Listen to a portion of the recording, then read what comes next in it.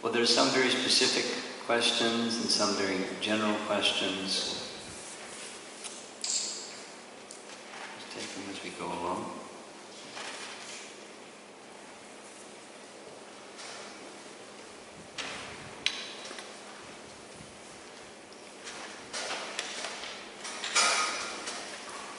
This is a general one.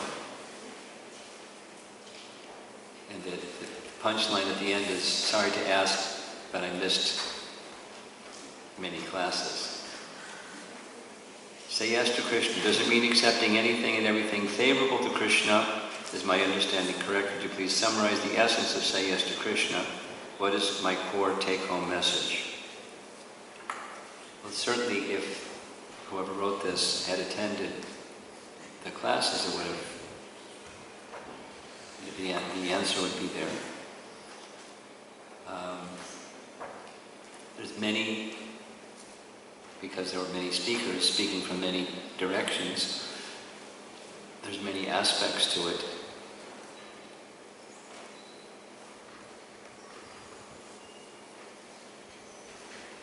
The high level goal kind of aspect is from the soul itself hankering again to be in relationship with Krishna. Again, that Rupa Goswami is amongst the followers of Chaitanya Mahaprabhu, he's our principal acharya. We're Rupa Nukas, we're followers of Rupa Goswami, so his writings are very important.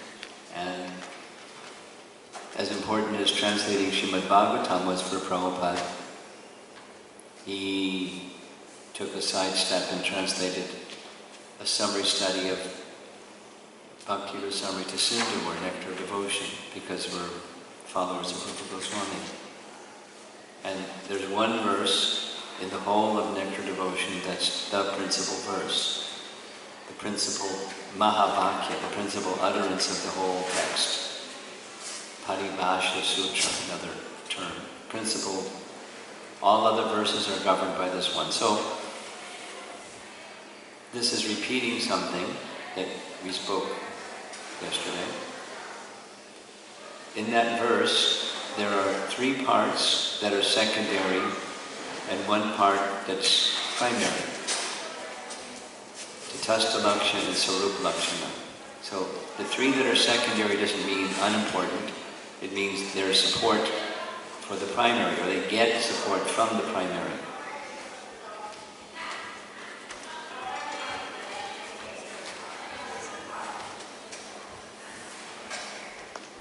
A lively kitchen.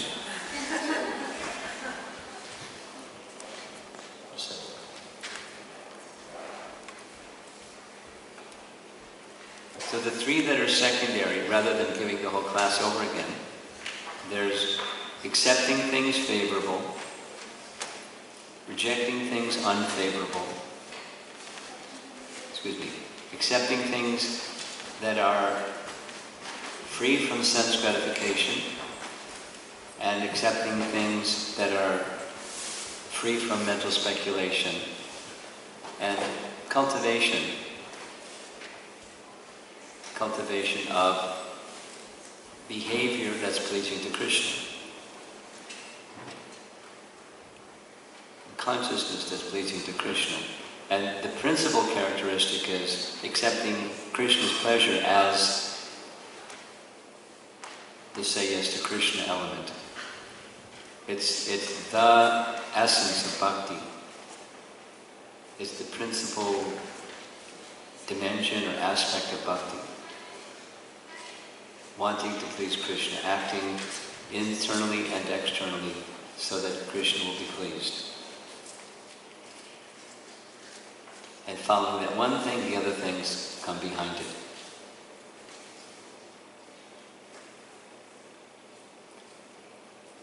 Then there's so many other, so the main take-home is that one. Engage in bhakti means we make Krishna's happiness our objective, our goal. It's you cultivate love. Serve with the senses, the object of the senses, with the intention that Krishna should be pleased.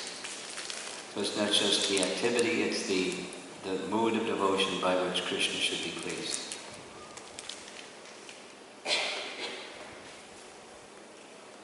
Like Sudama. It wasn't because he was wealthy. He had like something very rich and luxurious to offer to Krishna, and so Krishna was pleased. Something was insignificant. But the love with which he was in his relationship with Krishna was what Krishna wanted. And Krishna loved him. So that's the essence, the take-home message. And whoever wrote this, listen to the recordings, because everything was recorded. And then you'll have some of the details that go along with that. And the next question is also broad, but it's related to the first question here. How to set goals is the question. From the class last night, I felt clarity in the ultimate long-term goal, and I still need to clarify what should be a clear, sustainable, and doable next step for me in that direction. How do I get more clarity and acceptance of my next step so I can have realistic expectations from myself or of myself and can take incremental steps toward the long-term goal? Well, we discussed that as well. And the 2 retreats ago here on Memorial in Gita Nagari is the answer to that question in great detail. It was acceptance and progress was the theme. So how to know what the next step for us is, in part is defining the long-term goal and then seeing where we are, being accepting of our present position, not imagine ourselves greater or beat ourselves up for being not what we aren't. Just acknowledge where we are. And then consider for yourself a doable next step. Some of you, maybe even Acharya Nishta's question, his question is related to this one. On the one hand, we should do things that are manageable and sustainable and, in a regulated fashion, mode of goodness fashion. And we should always be attempting to do a little bit out of our comfort zone, a little bit, not something radical and extreme, a little bit. And how to understand where's that line between being comfortable and complacent, because we're bound to our regulation, and then something that's a little bit more. So the answer was individual to individual is different. And for a given individual at different times, it can be different because of circumstances of life and one's capacity and so on. So therefore it's good to have, or essential to have guidance. So the answer to this devotee's question is, be nicely situated, seek out some relationship where you can have a confidential exchange with somebody you can look up to, a senior Vaishnava, and open your heart, disclose your heart to that senior Vaishnava, and take some guidance. They'll help you understand. So it's both the introspection and being realistic about what is sustainable, and then take some guidance. Those are 2 standard resources.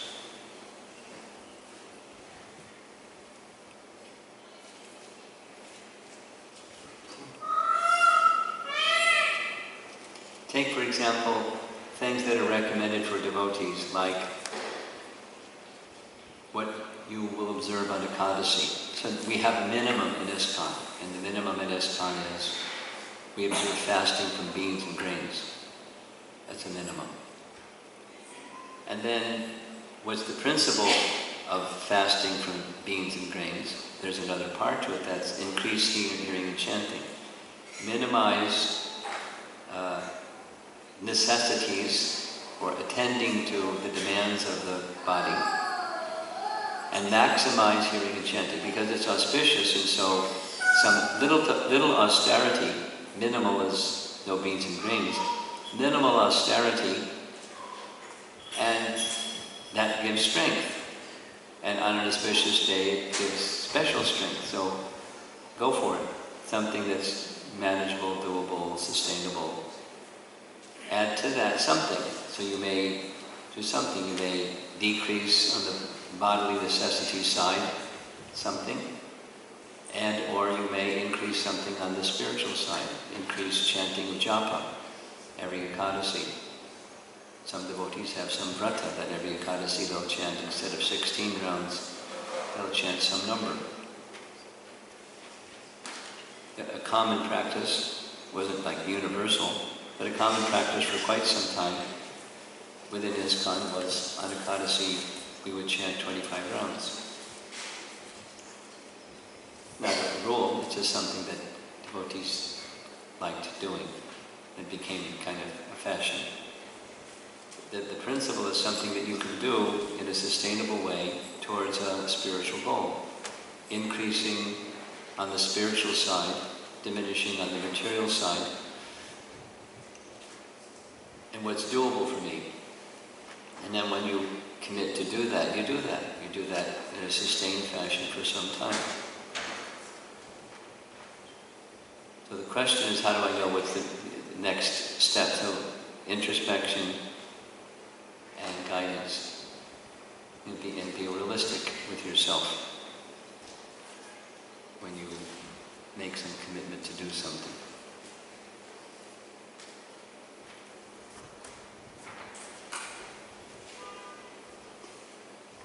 At times, this is another question. At times I feel my heart just closes up, and thus I'm not able to invest feelings in any devotional activities, or even in my relationships with other devotees.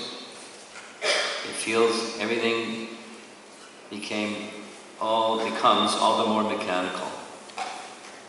Then I tend to go into feeling guilty and try to distract myself from feeling that pain by other activities. What to do?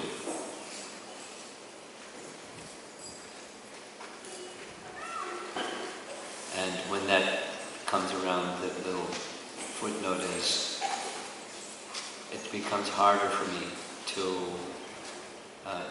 engage in reading and hearing and taking shelter of spiritual activity. When the heart closes, all of those things are things that happen.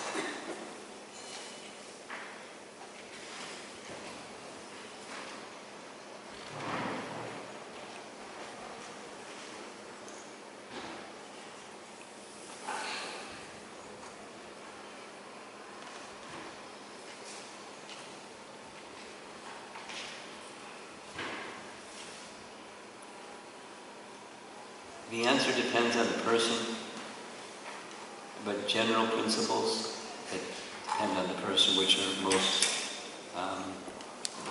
applicable.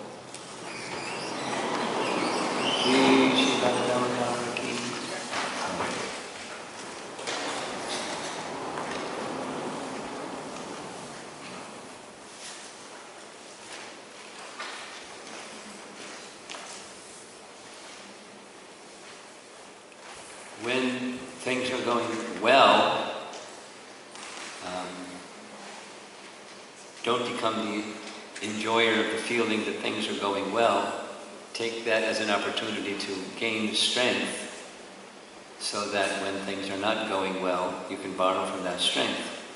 You know, the principle of shelter taking, not the principle of enjoying. So that when things are not going well, you're in the mood of shelter taking, not in the position of suffering, because the circumstances aren't going well. In other words, look to find happiness in your relationship with Krishna, not which way the wind is blowing. Like that, you know.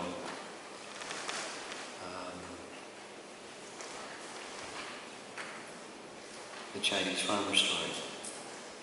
Good fortune, no fortune, who can say? Be indifferent to the good circumstances, not like, not become a stoic, but look to Krishna's happiness. The bhakti principle is that we look to Krishna's happiness. And then with Krishna, he can do whatever he likes because he's very kind. And if the circumstance is rocky or bumpy or troublesome or whatever it is, difficult, we understand there's something inside, Krishna's helping that something inside become cleansed, and it's okay. Although it may not be easy as we're passing through it, but it's okay. Because we're in Krishna's hand and Krishna is very kind. It's the mood of taking shelter of Krishna. One may look for some other method, but the other method is going to be ineffective without the primary method. There's not a substitute for Krishna Bhakti.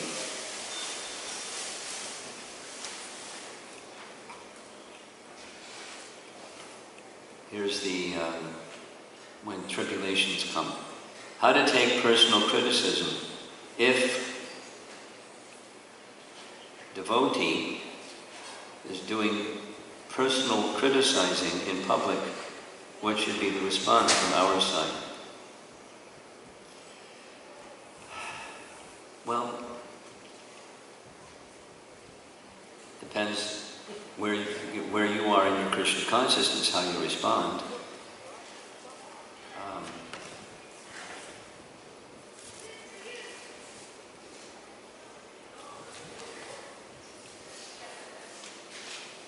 If you're primarily on the platform of the mind, then the mind's going to go way over there. And you'll feel anger, or you'll feel victimized, or you'll feel some negative feeling, and you just live with that negative feeling because of something that's outside of yourself. Then you have nothing to do about it. I mean, you can't, someone that has such a nature is going to do something like that. I mean, maybe there's solace to say, you just happen to be proximate and they move down the path a little bit and someone else is proximate, they're going to criticize them and then they're going to criticize them and because that's their nature. But it doesn't necessarily help the hurt that you feel because somebody criticized you in a public way.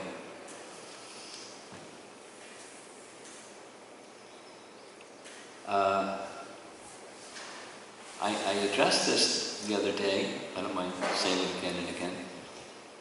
Rather than going into a reactive space, go into a mode of goodness space. The reactive space is like animal. I'm being attacked, I'm going to fight. Or the parasympathetic nervous system says fight or flight. So you can just be on that platform, fight or flight. That's one option, but that's not really the only option that's available. You can go into a mode of goodness space where you step back and look at the situation in a detached manner. Bhaktisiddhanta recommends when something like this happens, you look within and say, what is there within that's prompting this person to do what they're doing? Maybe it's just duality, like, the sunshine and then there's rain, or it's daytime and then it's nighttime, or there's honor and there's dishonor. It's just part of duality. There's no real reason for it. It's just part of duality. And I have to tolerate it. That's one option. It's just you tolerate it because it's duality of this world. So that's, when you're in that mode of goodness, reflective space, that's something you can decide to do. Just tolerate it. Another that I mentioned is particularly the devotee that has a problem in the workplace when people are mean, you can understand that where they're coming from is a place of pain, and their behavior is coming from that place. And so you can be forgiving because you can understand the behavior is coming from a place of pain, and you can pray for the well-being of that person who's behaving that way. Or you can think, what would be a useful service to help this person in the mood of trying to please Krishna and being of service to this other soul who has this thing about criticizing people, including me, but other people too. And it's hurtful to them.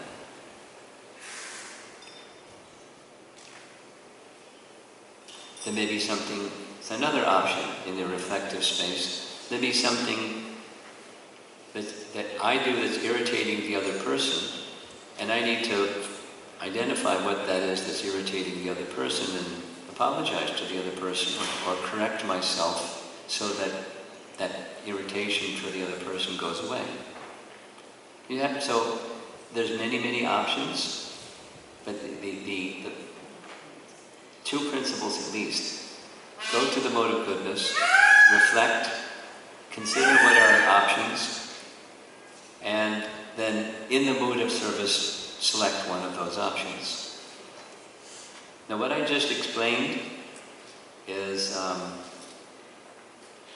Vaishnava way of saying what people that teach stress management teach. I learned this from somebody that teaches stress management.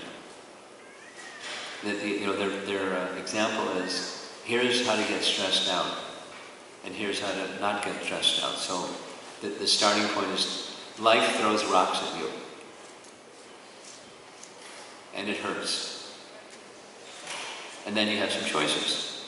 You can just get invested in hurt. You can get angry, you can get retaliatory, you can get back, or you can run, or you can just get invested in it hurts. That's getting stressed. And then stress management recommends you take a look at the rock, you toss it in the air a few times, and say, what are some options for me? And then internally you can invest in one option is just something that you like to do. It takes the mind off of the hurt and puts the mind in something you like to do. I like to sing kirtan. I like to something.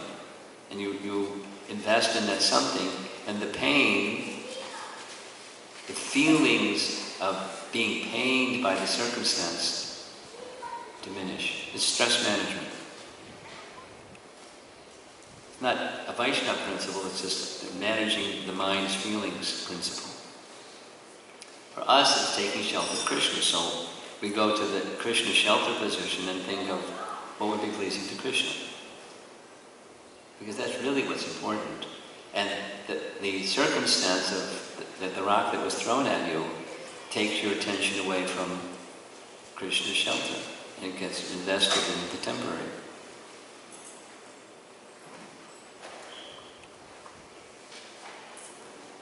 It's not a perfect world. But if we continue to understand we're in the care ultimately, particularly as devotees, we're in Krishna's hand.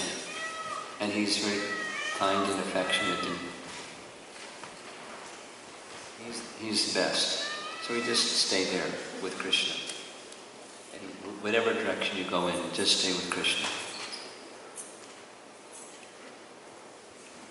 Okay. Yesterday you elaborated that we start with the mind saying yes to Krishna, moving towards the heart. In the later session you described Krishna can never repay the love and devotion of pure devotees. In magnitude we can never be super devotees. How can we aspire for unalloyed submission when we aren't sure if we are operating at the platform of mind?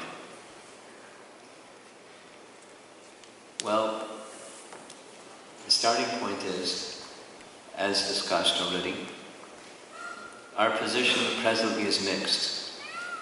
There's some from the heart, taking shelter of Krishna operating, and there's some from the mind, taking shelter of Krishna operating. And then the mind that's taking shelter of Krishna is flickering. Sometimes it's strong, sometimes it's medium, sometimes it's weak, sometimes it's crying. So the mind position keeps moving. So we should learn gradually to listen to the heart, or introspect and ask ourselves the question, keep asking it, and get greater clarity. What's really important to me? What's penultimate important for me? Where do I want to be? Say, at the end of this life, and I look back on my life, did I do the right things? Did it take me to where I want to be? Where do I want to be? It's life management. And then taking the steps to get to where you want to be. In reasonable, incremental, you're not in a race against anybody, you're just cultivating whatever that is that you see as your goal. And if it's being in your relationship with Krishna, then the choices that you make moment to moment in the course of the day, in the course of the week, in the course of the month, in the course of the year, in the course of passage of time, is towards that goal. And if you keep moving in that direction, you'll get there. One who strives by right means is assured of success, Krishna says. We just continue.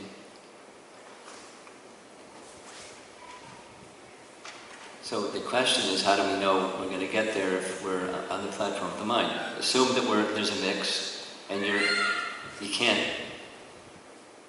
stop the mind from being conditioned. Rather, you can make choices. One of the messages from this morning is, well, you didn't get the document, but you'll get it. When you get it, you'll see. It's making choices of the sounds that we hear.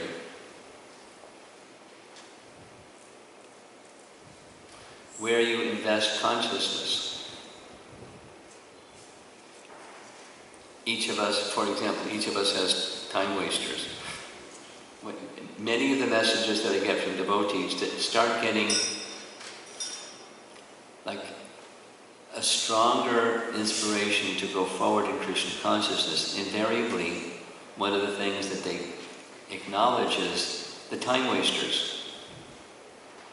One recent one was, in the afternoon, work in the office gets slower, and I just have this tendency of going to the internet, checking out news, and 45 minutes passes, and I just wasted time. Now what I'm doing is, I'm taking this, as soon as I'm feeling that, restless thing, rather than going to the news, I go to a site where I can read Prabhupada's books. And I feel refreshed, instead of, kind of numb. And maybe, we're used to that feeling numb. I know somebody that would, without too much detail, they started doing like that. They would come home from the day's work, and they felt, I just really need to unwind. Because that's what they heard in the office, and that's what people in the office do. So they just started doing what people in the office do, instead of when they come home, take a bath, sit down, and hear and chant, and get refreshed, spiritually invigorated again, as they did in the morning before they went to work. So we're making choices. The point is, we're making choices regularly, and the sound vibrations that we choose to hear is particularly important. So then that can carry us from the mind platform to the heart platform, because we'll feel something. We'll feel that Krishna connection. We do that carefully and regularly.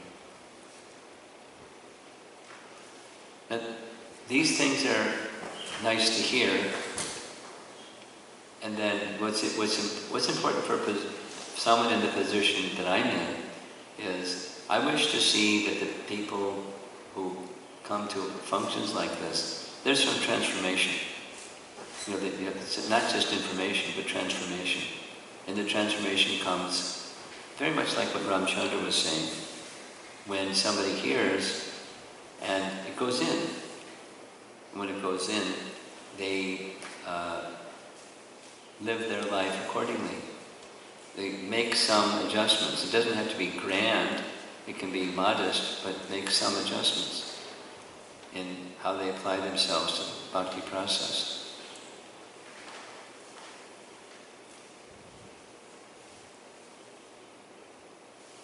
Now here's a broad question.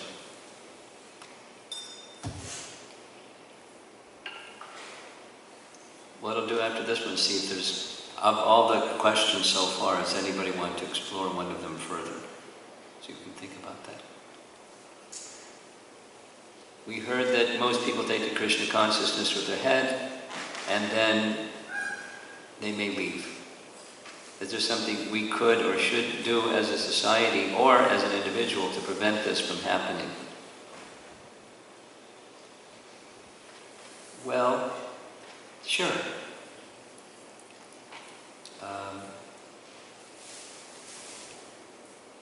However, that doesn't mean it's going to stop happening.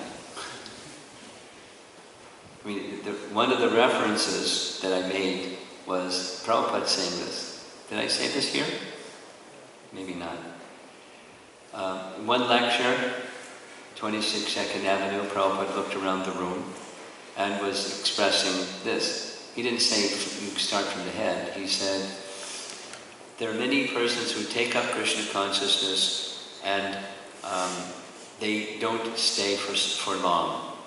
Looking around the room saying basically, I'm very clear that some large percentage of you that are here today will not be here tomorrow. And then he was saying, but that's fine because any advancement in spiritual life is eternal. It's permanent.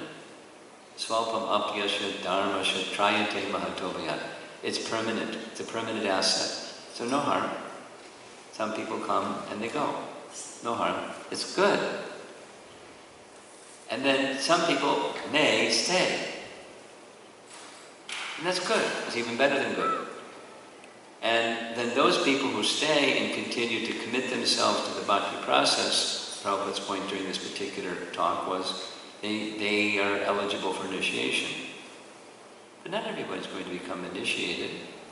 And for that matter, just statistically, many people who become initiated don't maintain their initiation vows. Although vows are made before the deity and before the Vaishnavas in fire. Just statistically, that phenomena happens. It happens, as far as I am aware, it happens less now, in part because Prabhupada was being very liberal in giving initiations. And also our society is a bit more mature. This has some bearing on what we can do. We can be a bit more mature or committed to taking care of people. Because one of the things that helps people, like we heard, there's good times, there's bad times. However, if the person who is having good times, bad times, has someone who they can confide in, who's giving them support and Krishna conscious help and guidance, and the affection of that devotee helps to carry them through the difficult times. So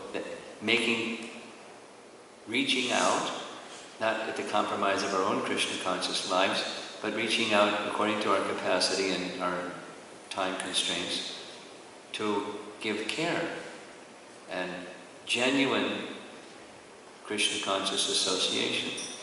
So part of the answer is give genuine Krishna conscious association. It'll help people, the percentage of people going away. But then another is have the Krishna consciousness to give, so that when you give, you're giving something substantial. So be Krishna conscious ourselves will help people from going away. But it's still going to happen. It happened with Prabhupada, so what about us? Now, he wanted to train some of his devotees to take care of others because he was in charge of a worldwide organization. And similarly, some of our leaders have vast responsibility and they can't give the kind of individual care and attention that they would like to give The model of ISKCON is different than the village guru. The village guru would be there for all features of someone's life, but they weren't necessarily connected to this awesome disciplic succession and a worldwide organization and so forth. Therefore, we need to give training to those who can give training. We need to find persons who can receive guidance and leadership of their lives, and then can extend life leadership to others. That's something we can do as a society. And a little announcement or advertisement, I guess. This year, there's 2 such courses that are going to be taught around the United States. One of them, Vrajalila, who resides here in Gita Nagari when she's not somewhere else. This is her home base. There's a formal course, so when you hear about it, if you have the opportunity, please sign up and attend it. It's called the Devotee Care Course. It may have another name, but that's how I know it. And it's taken 3 years. There's a devotee named Rasamangala from the UK, and he was given the material that they wanted him to put into a curriculum. He was commissioned to do it. He put it into curriculum.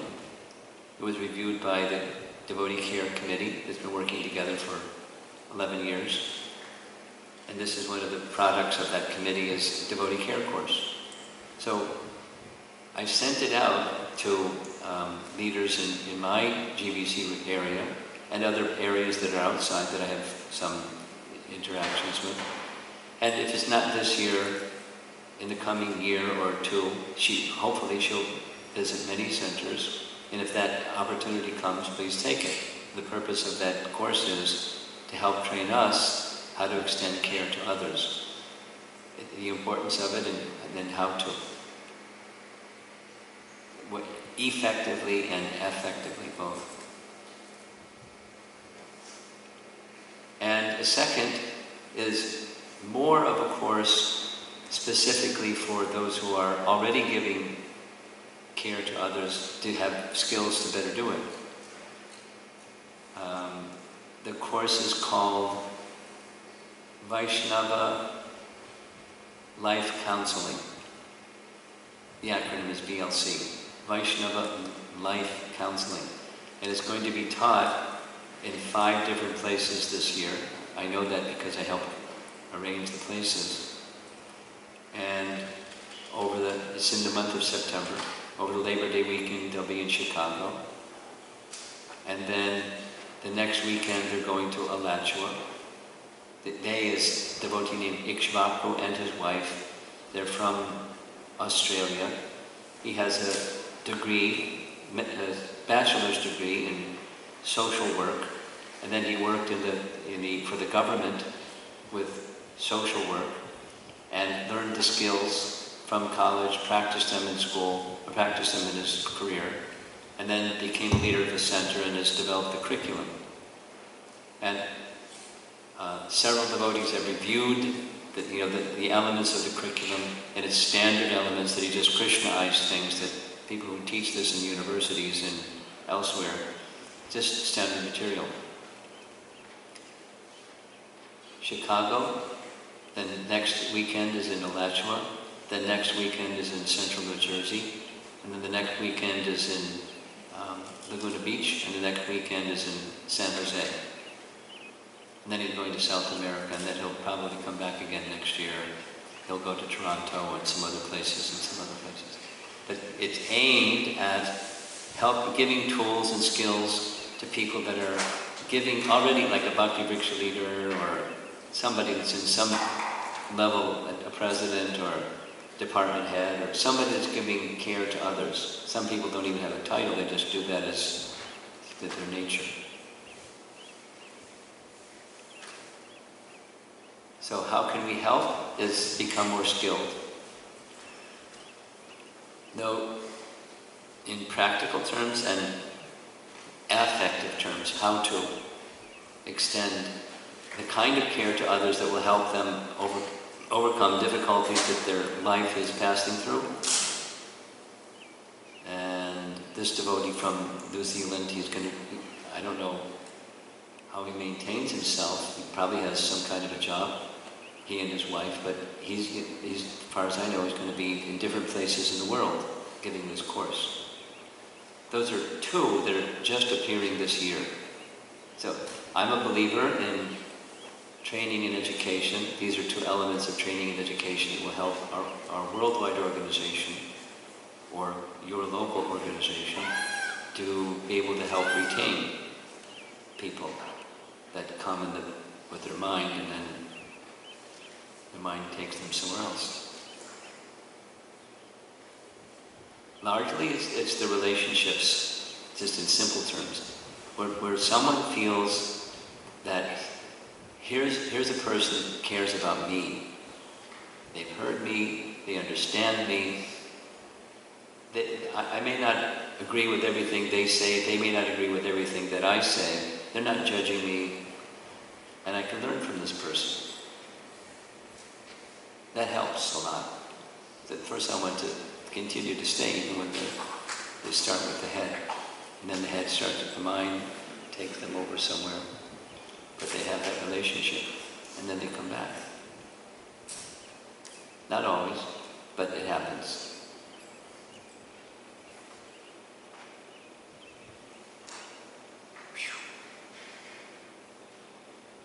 Two short questions. What is Maya? Why did God create the Kali Yuga? Well, what is Maya is a simple question to answer. Oh, I was going to say, any further discussion on anything that we've covered so far? Or just keep rolling?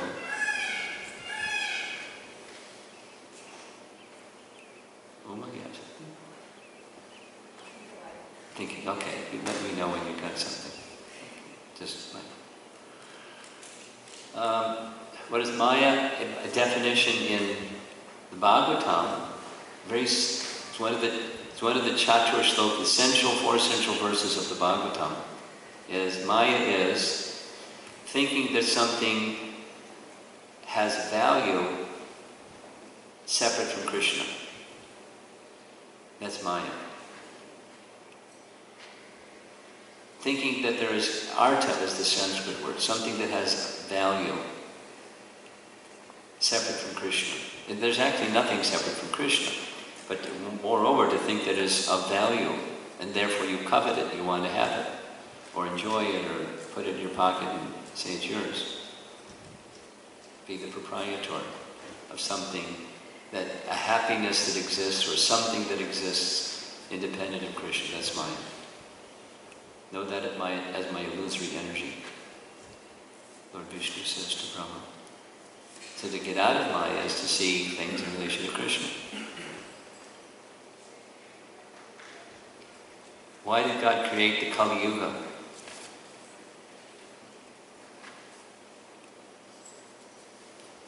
We'll step back from that question. Why did God create?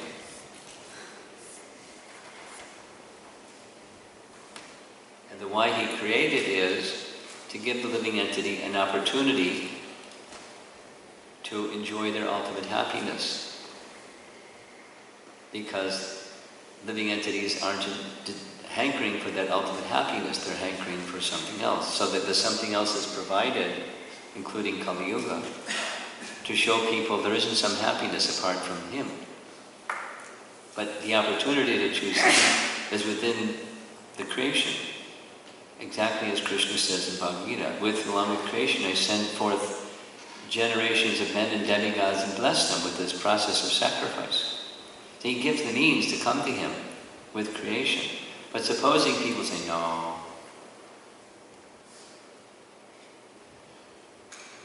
so is there free will or is there not? And if there is free will, when somebody says no, that's what He gives them. He gives them no. A life of no.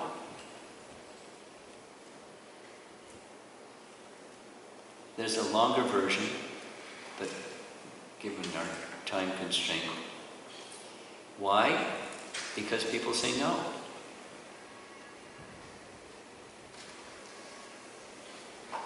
Here's a visual image that for me works really well.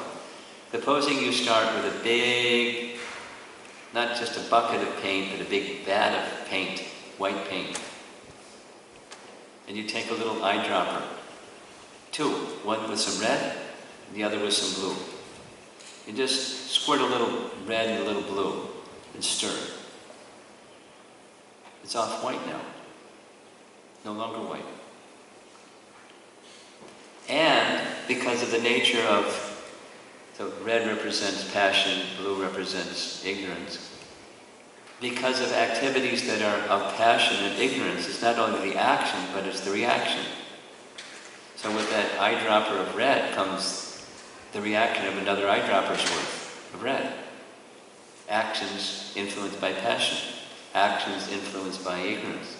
So now it becomes more off-white and stir.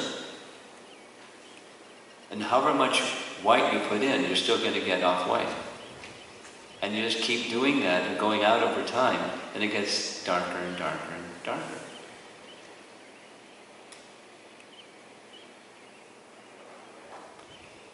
That's why Kali Yuga, because there's free will, and with the free will choice, it's the say no to Krishna choice, and passion and ignorance. Kamesha, Krodesha, Rajoguna, Samudra. It starts with passion, and it goes to ignorance. Boom, boom. It's a setup. So why have a setup like that? Why not have it Vaikuntha? Well, some people don't want Vaikuntha. They want separate enjoyment. And so there it is, creation for those people. But built into the system of creation is how to get back to the say yes to Krishna. And so that Kali Yuga is part of that. And for those that don't get the message in Kali Yuga, then what happens at the end of Kali Yuga, it's really interesting. Kalki avatar comes, liberates everyone, and you're right back up to the top again, the big vat of white paint. Satya Yuga.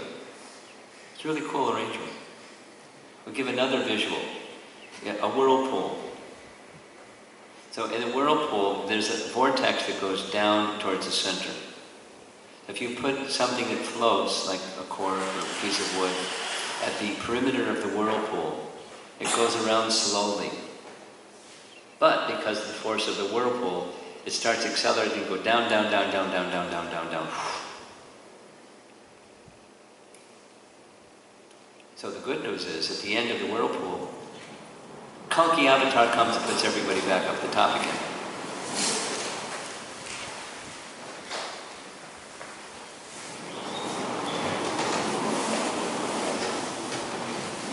Now, if any of us were God, we might not do it that way.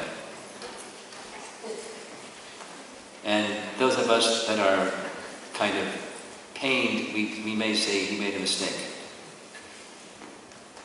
But he does make mistakes, and it's that the design is to help us get to the position of loving him once again. The fullness of potential of consciousness once again.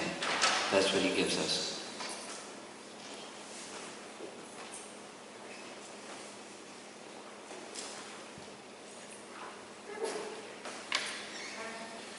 Yeah. Go ahead. Microphone.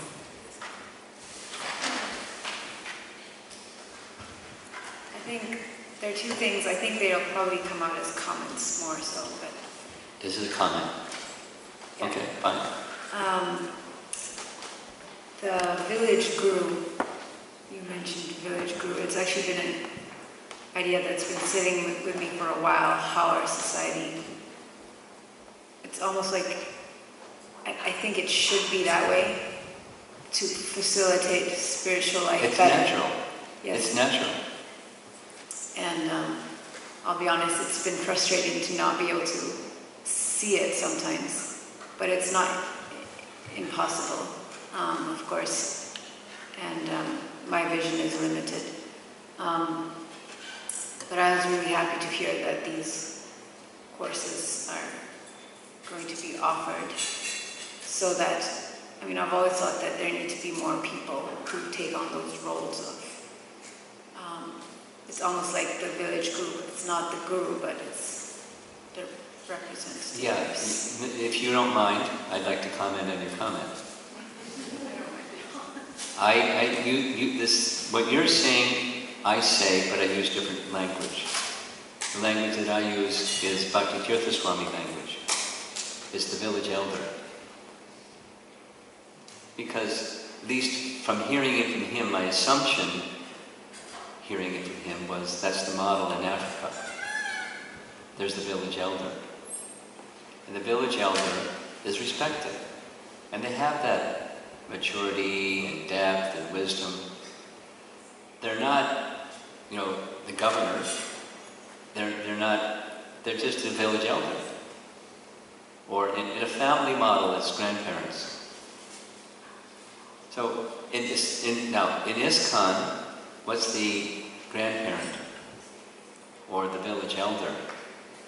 Well, people that have maturity and they have wisdom, and they don't zoom around. They're available, they're proximate. And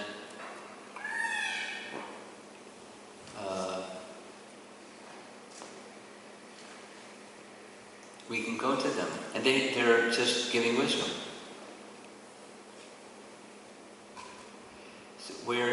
This is a young organization.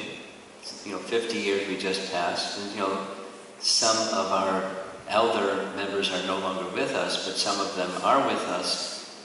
And it's like Rabindra Swarup Prabhu. He now lives in Stuyvesant Falls, and he's the village elder up there.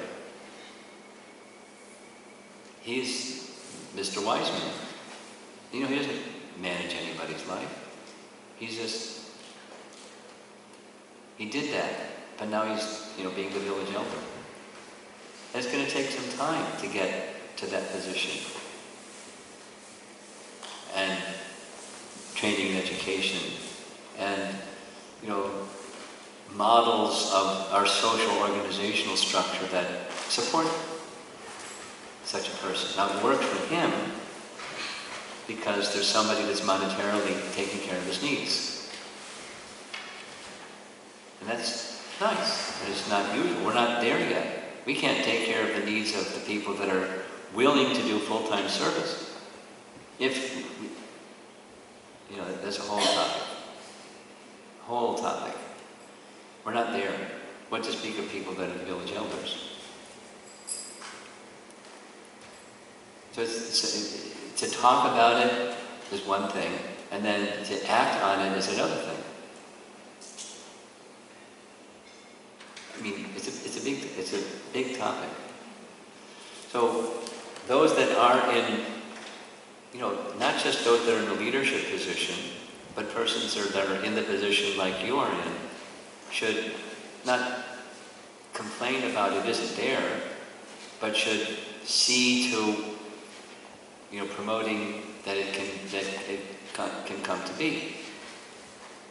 Because complaining that it isn't there isn't going to really help anything. So what can I do? What can you do? What can any of us do to help? So I'm a strong believer in, as I said, training and education. So how do you change?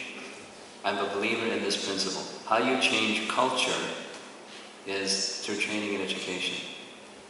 And not just sending people to courses. That's a beginning, but it's not how you change culture. It's institutionally making it required that if you're going to hold such and such a post, you have to have a minimum of training and education. An example of that is the disciple course. That's a culture-changing dimension to ISKCON. It's really good. The course is good, and to have it a required feature of initiation is good, in my opinion. And then supposing the day comes when, if you're going to be a Bhakti Vriksha leader, you have to take this Vaishnava life counseling course. That would be novel. And then, supposing we got to that stage, there were enough people that could teach it, enough people that could take it, and so they were just changing the culture of our organization. It's not going to happen. Culture change doesn't take place so quickly. But what are steps in the direction is we value it, and we put we have tools, and we engage the tools, and we make it a requirement. I was sitting I went to an ear doctor because wax collects in my ear, and there was a certain period of time that when flying in the airplane, my ears were in terrible pain because there's a big glob of wax. So I made an appointment for an ear doctor. It was a Chinese man. And he said, "So what's the problem?" I told him, "Well, there's as big as the end of a pencil and it came out." He said, "Well, just the body has a way of taking care of itself, and let me look." So he's looking in my ear with his thing and says, "So you're a member of a religious organization. Are you one of the leaders?" You look a little older, so yeah. "In order to become a participant in this, what's the training that you get? To live in your monastery, what's the training that you receive?" And I had to fudge it. It was a time when we had a bhakti program, and there was, formal several months of training. Now there are some places that do that, but it's not standard, and it should be. It's just a very natural question. You want to live in the monastery, what's the training you get? It's a beginning. But it will help, overall. That's certainly the very first principle that Prabhupada wrote about in the purposes of ISKCON. Systematic training to change the imbalance of values in the society in general. So don't just complain. Don't just say, "Oh, hey, the glass is half empty." See what's there and then engage in what's there and encourage persons that can take advantage of what's there to take advantage of what's there. And, be part of the cheerleading team. And then maybe become qualified to teach some of these things and promote some of these things at least by conduct, if not by taking some of the modules and teaching some of the modules. Because that's the plan. Not just he's the only one that can teach this. There's some higher level things, Ikshvaku Prabhu. Some higher level thing that really takes a professional. But there's some simple level thing that modules can be learned and taught. Like the disciple course. Anyway. Yes? It's very nice. Seems like that would be really helpful, even from a sense of a supportive community, in a sense of being there for each other. I just had a little bit of a doubt at the same time that you mentioned earlier about a few times about things being individual and needing to be specific to a person. Yeah. And the Tadvidi Pranipatina verse, where we talk about inquiring submissively and rendering service to a person who's seen the truth, and therefore they can impart the truth. So just a doubt in my head was that while the support would be powerful... Satyasar? Excuse me. He's about to walk out the door. Are we okay financially? Break even or not? We're breaking even. Okay, thank you. Sorry for the interruption. I was devotee care. So just the thought that came to my mind was, on one hand it seems really powerful as the supportive culture develops. At the same time, the whole village guru concept, I still had that gap of the guru is also a person who's seen the truth and supposedly we are inquiring and submissively serving them to be helped find the truth. combined with also what you said about individual attention. So how would that get? I mean, it just feels like isn't there that need still there? It seems like which?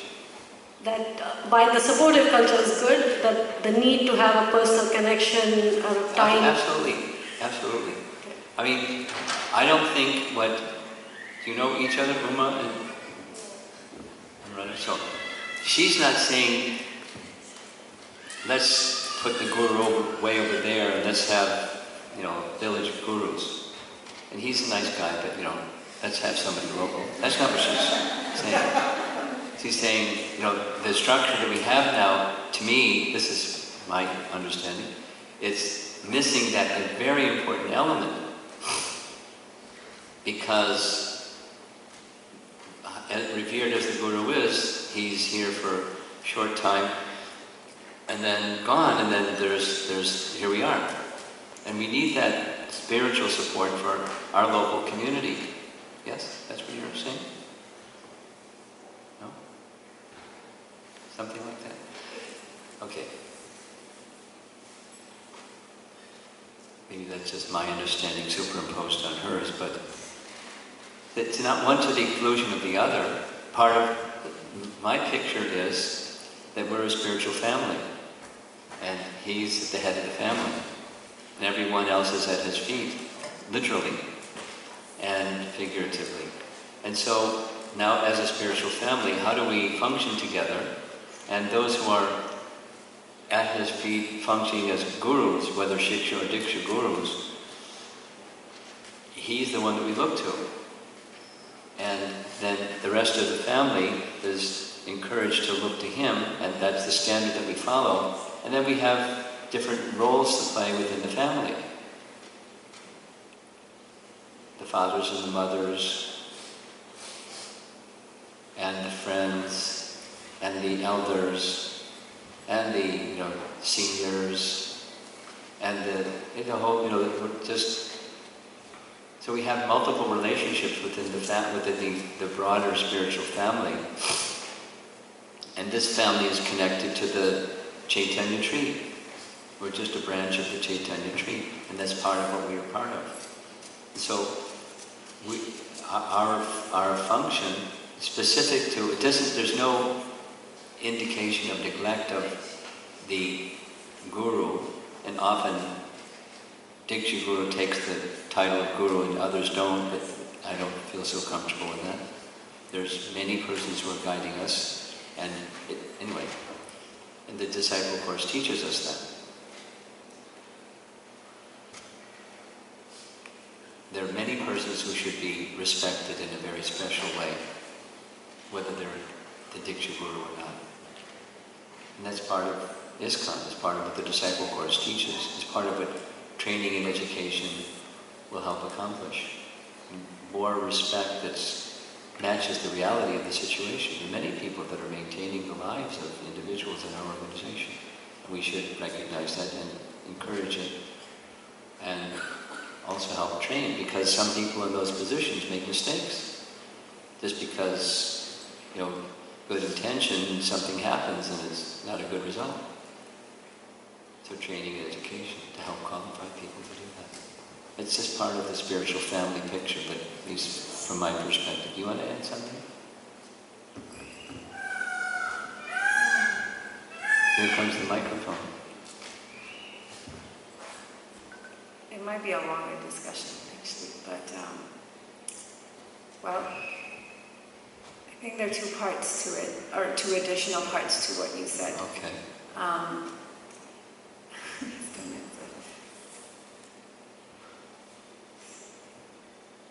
When I had a discussion with Kalakanta Prabhu expressing something similar, and his response was that he can understand where I'm coming from, that there's this missing element in communities, and he shared that's why we all need to become qualified to take on these roles. Yeah. And that sounds similar to what you're saying, but Yes. I think my confusion is in exactly what village elder / village guru is like. Is it something like today we have systems like mentors? That's not the same. It's not, right? It's not. Okay, so when I said that I think we need more of these people, I was actually thinking along the lines of the mentors, but Okay. the village so I don't think it's different. Both can be needed. I just don't have. I need a word. That's one part. Do you have another part? Um, I'm ready to respond to the first part. no, I think that's enough. Well, then, so I'll take two examples because I have relationships with these two persons. Borijan and Rabindra Swaruprabhu. Now, Rabindra Swaruprabhu isn't a mentor. He's not a Bhakti Vriksha leader. He's not doing that service, performing that function. But he's an elder. And practically anything, he has deep realizations about so many things. And it's not easy to get him. But when you get him, he's a village elder. And he can guide the whole organization or an individual or groups of individuals because of his deep wisdom. And Borijan is another similar person. He doesn't have any title. He's not a Bhakti Vriksha leader or a mentor. He's a guru that has a handful of disciples or whatever. But that's what I'm thinking of as a village elder. Now, maybe, levels down from that. But, so, more persons who can give the close kind of guidance, okay, mentor, Bhakti Vriksha leader, whatever. And this course is designed for those people. Because they're hands-on. They're, day in, day out, dealing with stuff. And they're not trained, they just care. But they make mistakes because they're not trained. And then people, happens. People get hurt because they weren't trained. Not because they weren't sincere. So, what to do? Well, don't do that service because you might make some mistakes. Or do the service as best you can. Or do the service as best you can, and when there's opportunity, take guidance and training from such courses and from village elders. Go and sit at the feet of village elders and say whatever you need to say. Those persons, in the professional world, this is where we have 6 minutes left till the bell rings. In the professional world, I've heard from those that are in the professional world, when you're doing counseling, it's an obligation, 2 obligations. Confidentiality, unless the person's safety, well-being, his physical safety is at risk or another is at risk, is maintain confidentiality. And the person that you're giving counseling to, they need to know that there's a person that you take things to. Because you can't just hold it. Here's some confidential thing about my life.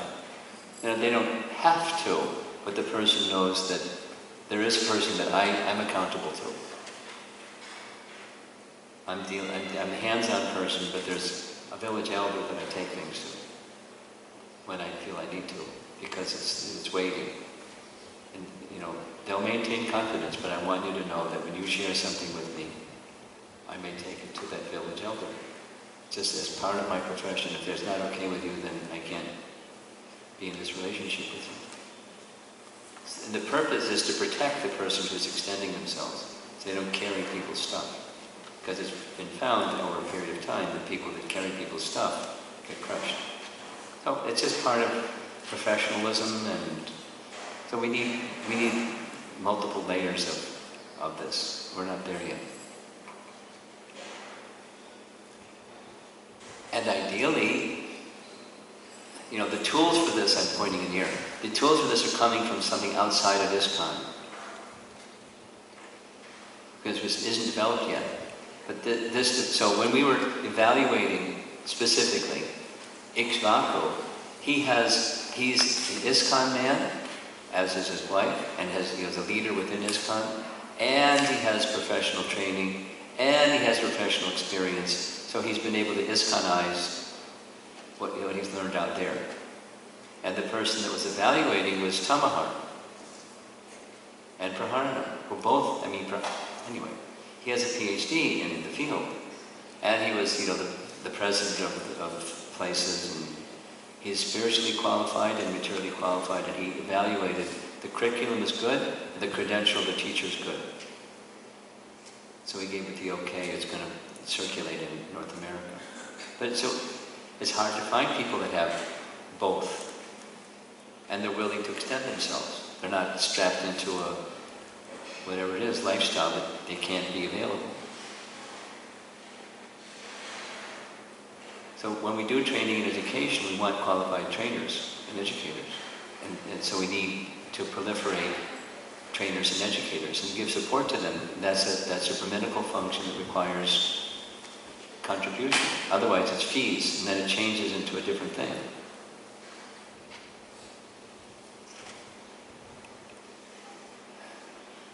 Social engineering is it's wonderful. It's a challenge. It requires maturity, and it requires finance, and it requires systems and structures, and it requires brahmanas that are wise, and administrators that are willing to accept that wisdom.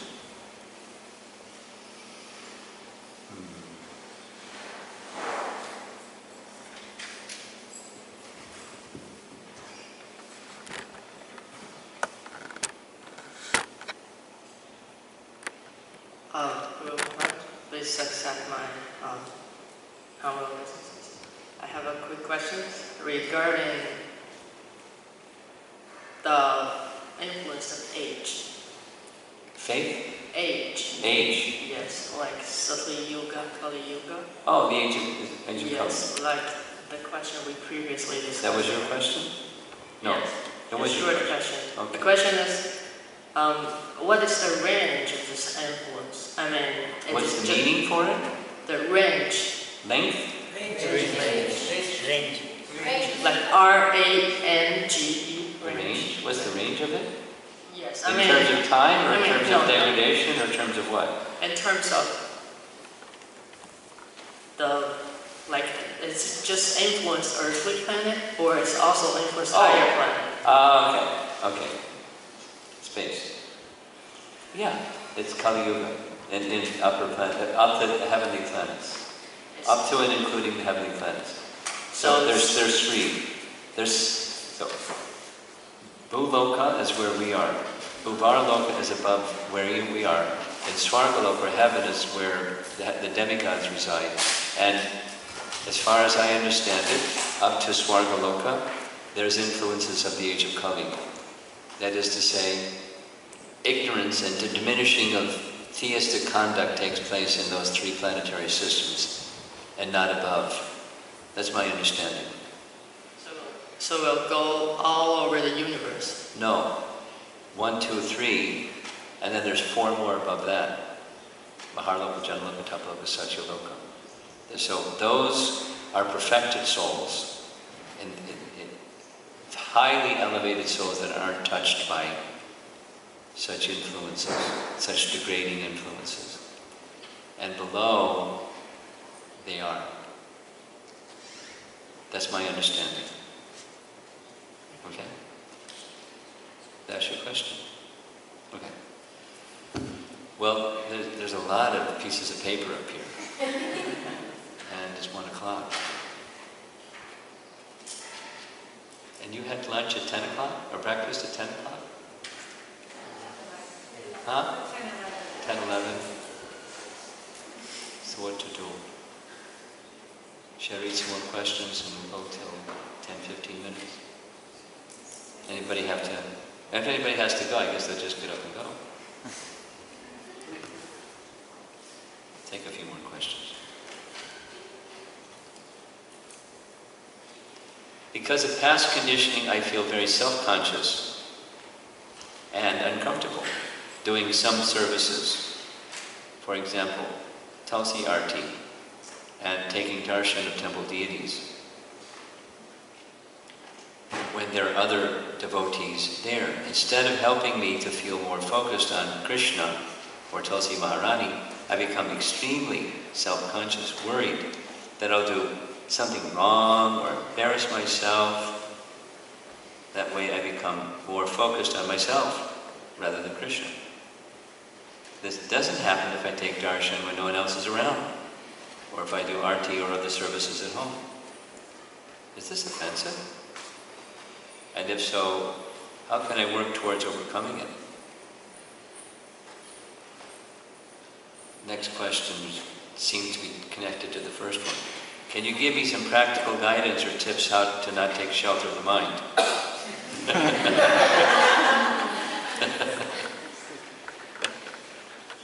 What distinguishes the mind from intelligence? I'm not sure I understand the difference. Well, let's start with that last one. The function of intelligence is, one English word is discrimination, which has a negative connotation when it comes to racial or gender discrimination. But discrimination means understanding one thing from another thing. Like when you take an IQ test, what they're examining is your ability to distinguish one thing from another thing. Because that's the function of intelligence. And intelligence that's materially directed is how the exercise of the faculty to fulfill a desire and know how to fulfill the desire. So you go to college so you can learn how to do stuff, and you can get a job and have a livelihood, unless you get fired.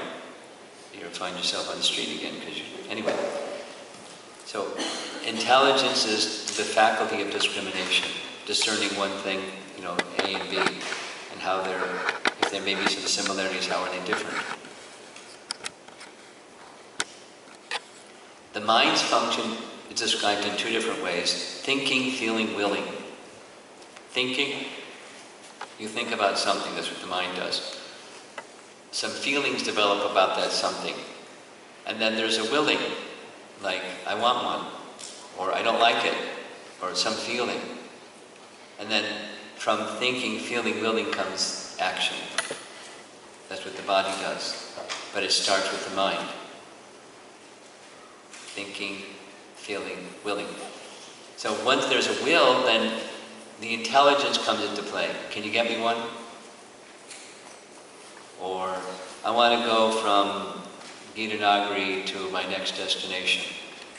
So you need some, GPS, or you need a roadmap, or you need someone to tell you how to get from where you are to where you want to go. Or any other thing.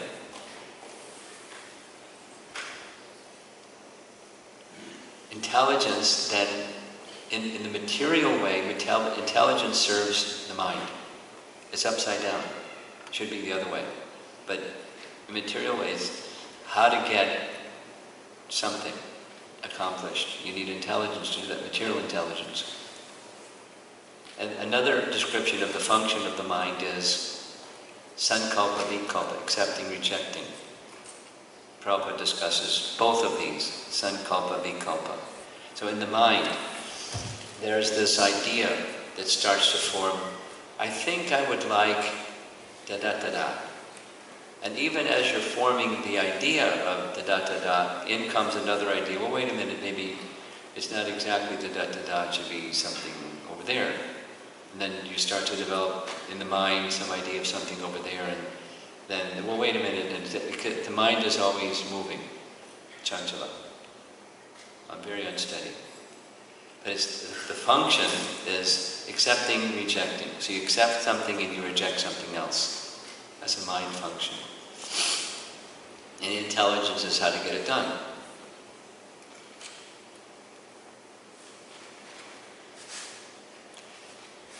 The proper order is not the material order. The proper order is from the soul desires something. It's of the soul. There's a, we were using the word sankalpa, or intention, or the craving or hankering, the aspiration of the soul. And then, if the soul is in relation to Krishna, then Krishna gives the intelligence how to. And then the intelligence gives direction to the mind. Go there. Don't go over there. Go there. And then the mind gives direction to the senses. Extend yourselves this way. Don't extend yourselves because that's a contaminating place. Don't go there. That's when things are in proper order. So there are different functions to achieve a material or a spiritual purpose. So it all hinges on what your purpose is, or your goal is, or the intention, the goal of your life, the goal of the soul. What do you want? What's important to you? So those are the two functions, intelligence. So like they say, so here's the chair. Before there was the chair, there was an idea. And then the intelligence was needed to take the idea and give it shape. And then, they started making chairs of wood, and then they started making chairs of other things and other things and other things. And that's technology. It's what you get jobs for. You know how to make things in a different way. New improved.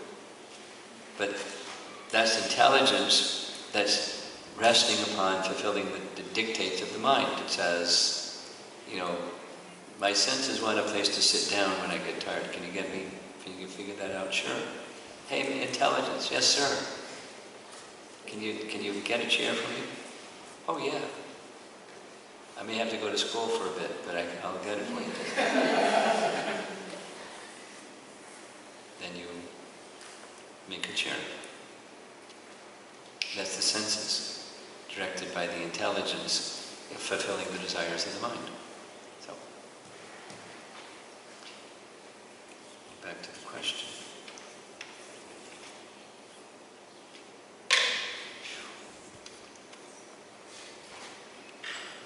So this feeling of being uncomfortable when you're around other people because I may make a mistake, well, please understand that when you're around Krishna, he's a person too. And if you make a mistake, which is more important, that Krishna sees the mistake or another person sees you make a mistake? You're Krishna conscious. It's most important is to please Krishna. So now, what do we do when we make mistakes in serving the deity or Tulsi Maharani? We know that we're going to make mistakes. Krishna says in Bhagavad Gita, every endeavor is covered with some type of fault. So then the solution is don't do anything.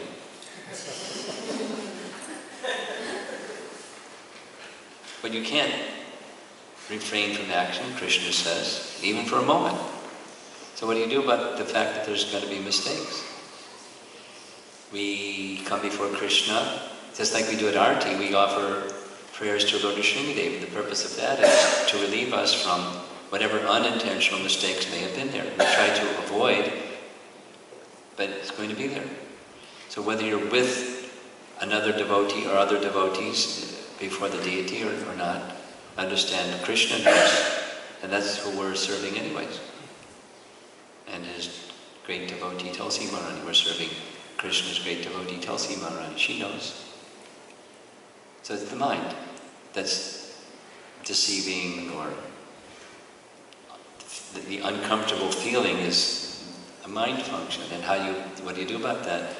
You get strong intelligence. And you get strong intelligence by considering what will be pleasing to Krishna. That's what's pleasing to the mind.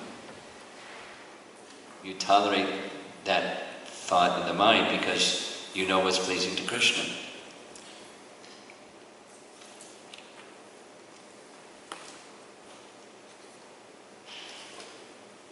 And this middle question, in a sustained way, how to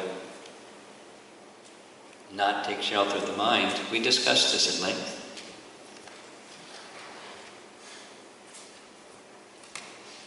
Listen to the recordings.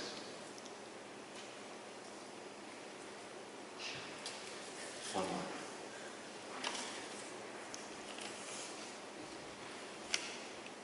Okay. how to be fixed in determination, these how-to questions. By nature, the determination factor is, in the beginning, it's much less, not with much devotion. The same nature is reflecting here with devotion. I'm sorry, I don't understand the question. Could you keep it simple, please? Go ahead. My question is like, by nature, my determination factor is always less. Not just with devotion, with any activity, like. Okay. So. You want to know how to increase determination across the board? Yeah. Yeah? Yeah. The Okay. same thing coming here. Okay. Two things. Work on spiritual determination, it will automatically spill over to other. From spiritual well-being, material well-being follows, like a shadow. Follows the object that casts a shadow. So work on spiritual determination. And how to, that's the question, how to.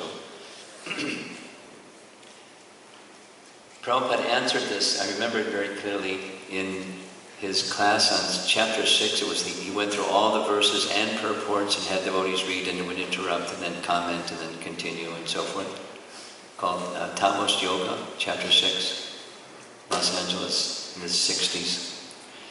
So increasing determination, Prabhupada explained, is to voluntarily accept austerities. Not radical, but voluntarily accept austerities. And then he explains, it's in his writings also. Ekadasi and auspicious days, the appearance of Lord Vishnu, his avatars, or great acharyas. And those are Vaishnava austerities that we can take up for the purpose, same as discussed earlier, diminishing on the material, increasing on the spiritual. That will strengthen determination, that will then spread to other things.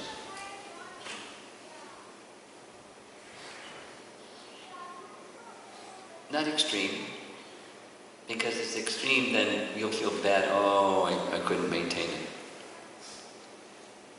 You beat yourself up because you... So, it's just something that's in this step, and then another step, and then another step, and then another step. And maintain at each platform or plateau. And determination becomes stronger.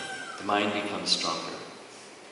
The contemplation of other things diminishes, and the mind becomes stronger.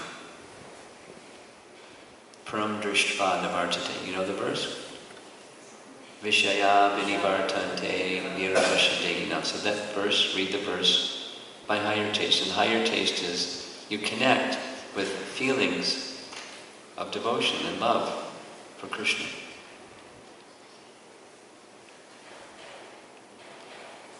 Okay. The 1:15 bell is ringing. I think we're going to end, although there's lots of questions, because we all have to get to our next place and serve Krishna there. So thank you all for attending. It's been fantastic. Even it rained a little bit, it was next to nothing compared to what was predicted. Krishna's helped us. Srila Prabhupada ki jai.